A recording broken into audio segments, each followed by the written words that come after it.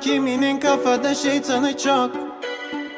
Bu yüzden yanıma yanaşır, sorsan bir çıkarı yok yok yok yok. Görünen o, çevremdekiler cirit satar. Postadan pay için seni satar. Yalnız takılmak en doğru karar. En dibe vurdum, of nereye kadar? Koralliler akar damarlarımda. Kavrulmak ne demek, bir de bana sor.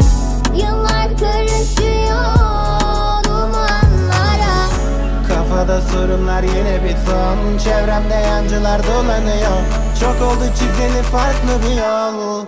Benden uzak ol. Kafada sorunlar yine bir ton. Çevremde yancılar dolanıyor. Çok oldu çizili farklı bir yol. Benden uzak ol.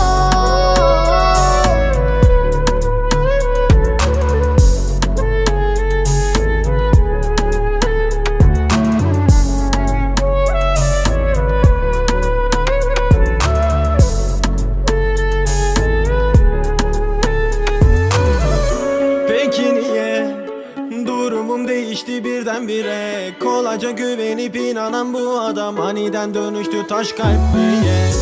Bile bile insanlar geliyor üzerime. Kafamı bozamam, çenemi yoramam, artık ben dönemem o günlere. En dibe vurdum, of nereye kadar? Koralliler akar damarlarımda. Kavrulmak ne demek, bir de bana sor. Yıllar karışıyor dumanlara. Kafada sorunlar yine bir ton. Çevremde yancılar dolanıyor. Çok oldu çizili farklı bir yol. Benden uzak ol. Kafada sorunlar yine bir ton. Çevremde yancılar dolanıyor. Çok oldu çizili farklı bir yol. Benden uzak